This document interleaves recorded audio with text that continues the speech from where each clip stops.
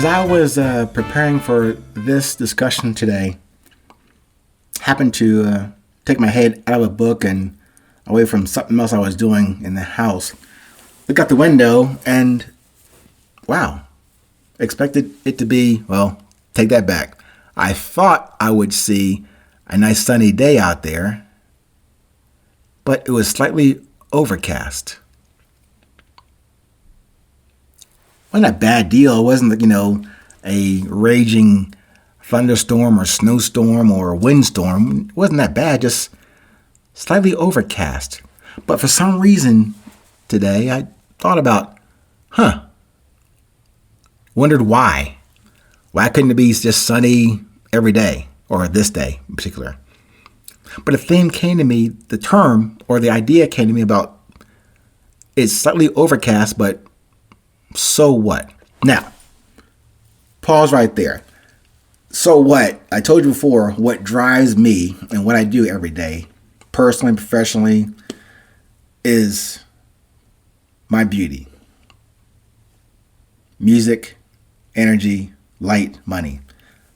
Of course, then I rounded those four words into what drives me, which is currency. But on the music side, just as a slight sidebar here, So What is one of the greatest jazz tunes ever by Miles Davis. So What? Has nothing to do with this episode, but again, the way my mind and my drive works is the two words "so what" just automatically took me there to that one of the greatest jazz tunes ever created by a jazz musician. But anyway, back to the weather statement. This discussion today is your daily reminder about resilience.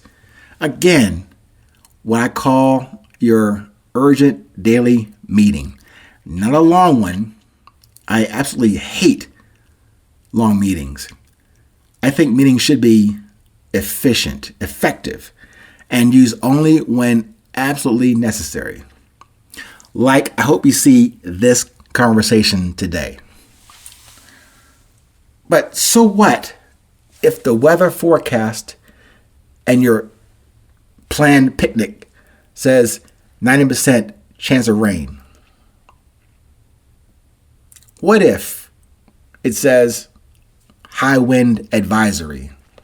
What if it says extremely and unusually higher temperatures for this day? Or significantly lower for that day? Or maybe just slightly overcast and you demanded clear, sunny skies for that gathering you had planned for today. So what? None of us have that power and force to predict and control the weather. The external type, that is. And thus, this reminder about your resilience, about my resilience. The resilience that we share in common and only need to bring it forward in everything we do, in everything we have defined and made ourselves aware of, more than what we forget about our unique purposes and messages. You can commit to your internal weather. How? Through your attitude and gratitude in being here, existing here, and pursuing your mission. In accordance with the perfect that you already are. Let me say that again. You can commit to your internal weather through your attitude and gratitude in being here, in existing here, and in pursuing your mission in accordance with the perfect that you already are. Perfect, again, means both complete and in the process of completing. Completing what? The self-discovery and delivery on the reason why you are here. On those days, on this day, each day as best, by the way, When you don't feel up to the task or challenge, even when the external skies are clear and shimmering, you can make that statement regarding your internal weather to weather the conditions.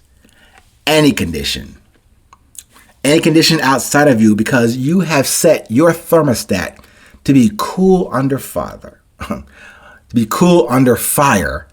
to stay hot and low when that external cold front of people and outside stuff rolls in and on your party unexpectedly. This is the resilience I have mentioned to you. An example and scenario for your consideration. And an observation to then communicate and have a conversation with another human being. But first, with yourself, to your higher power, and then to others. Now, Mr. Ryan Holiday, who on a daily basis expresses a perspective on this Stoic philosophy. Let me read this to you as well. Quote, you wanted the election to go a certain way. You want the economy to be good. You want the world to be safe. You want people to be good and helpful and honest. You can want these things until you're blue in the face. You can play for them. You can pray for them. You can try with all your might to make them the way you want them to be. Or, what if you prayed and worked for something different? The Stoics remind us that the best thing to ask for is strength. That adaptability is the ultimate advantage. That virtue and resilience will get you further than even the most blessed conditions. And you're never going to get those ideal conditions anyway. Don't wish for things to be a certain way, Epictetus says, but wish them to be as they are. Because you can handle them. Because you're going to do your job either way. That is, to be good. Because you're going to make good of it. Unquote.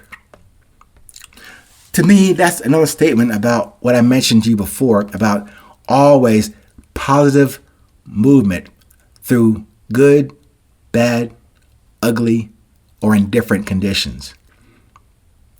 Check your internal climate and prepare accordingly. You always have work to do, but if it's your passion, if it truly resonates with your purpose and message, it's no longer a chore. It's a blessing and grace that you get to enjoy, to embrace, and to extend that honor to others.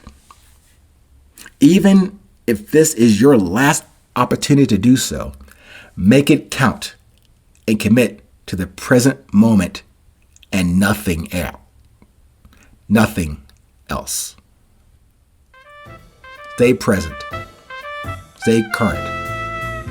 No matter where you are in this world. Tell a friend, tell a foe, tell a complete stranger in passing, hey, did you know it's 8:20?